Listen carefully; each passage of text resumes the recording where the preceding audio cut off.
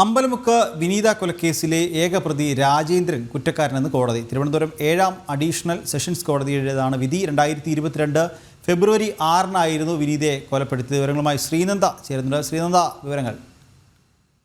നിഖിൽ അലങ്കാരച്ചെടി വിൽപ്പന കേന്ദ്രത്തിലെ ജോലിക്കാരിയായ വിനിതയെ കൊലപ്പെടുത്തിയ കേസിൽ പ്രതി രാജേന്ദ്രൻ കുറ്റക്കാരനാണെന്നാണ് ഇപ്പോൾ കോടതി വ്യക്തമാക്കിയിരിക്കുന്നത്. തിരുവനന്തപുരം സെഷൻസ് കോടതിയുടേതാണ് വിധി. 2022 ഫെബ്രുവരി 6-നാണ് തിരുവനന്തപുരം നഗരത്തെ നടുക്കിയ അമ്പലമുക്കിലെ അലങ്കാരച്ചെടി വിൽപ്പന കേന്ദ്രത്തിലെ ജോലിക്കാരി വിനീത കൊല്ലപ്പെട്ടത്. തമിഴ്നാട് സ്വദേശിയായ ആയിരുന്നു പ്രതി. ഏപ്രിൽ 2-ന് വിചാരണ നടപടികൾ പൂർത്തിയായതോടെയാണ് കേസിന് ഇന്ന് വിധി വന്നിരിക്കുന്നത്. വിനീതയുടെ കഴുത്തിൽ കിടന്ന 4.5 പവന്റെ മാല സ്വന്തമാക്കാനാണ് രാജേന്ദ്രൻ കൊല നടത്തിയത്. ഓൺലൈൻ ട്രേഡിങ്ങിനുള്ള പണം കയ്യിലില്ലാതെ വന്നതോടെ മോഷണവും കൊലപാതകവും നടത്തിയെന്നായിരുന്നു നമുക്ക് പോലീസിന്റെ കണ്ടെത്തൽ.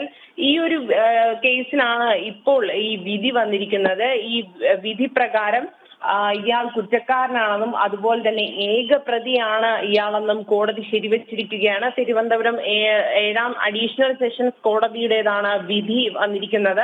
2022-ലാണ് ഈ ഒരു കൊലപാതകം ഉണ്ടായിരിക്കുന്നത്. ഇത്രയും വർഷങ്ങൾക്ക് ശേഷമാണ് ഇതിന്റെ വിധി എന്നത് ശ്രദ്ധേയമാണ്. 7 റിപ്പോർട്ടുകളാണ് കോടതി ആവശ്യപ്പെട്ടിട്ടുള്ളത്.